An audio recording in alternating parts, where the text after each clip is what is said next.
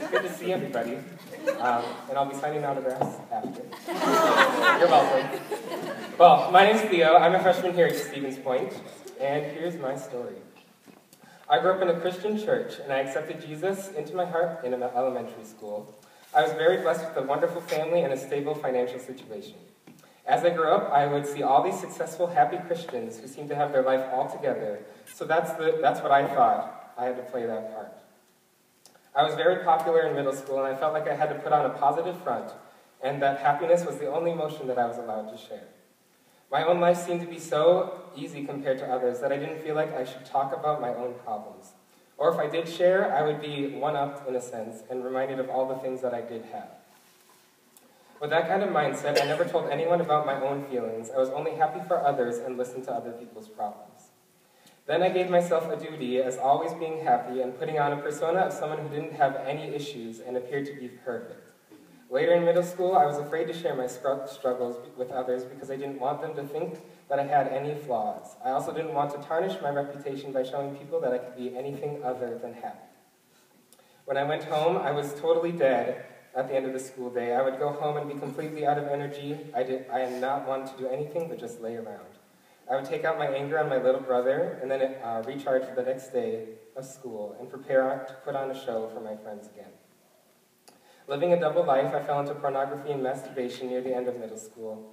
I became very self-reliant and thought that I was the only one who could accomplish anything for myself.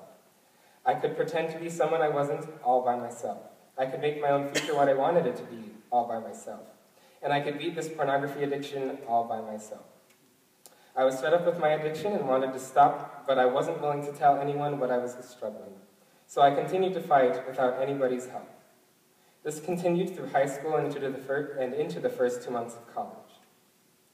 When I came to college, I was ready to share with anyone and get the help I needed to. I was so eager to just get it all off my chest. I finally opened up to one of my new friends about my struggles, but they broke my trust, and then I figured that I would have to beat this addiction by myself again, without any help. I felt false reassurance of why I shouldn't tell anybody about my addiction. If I told anyone, I would get disappointed.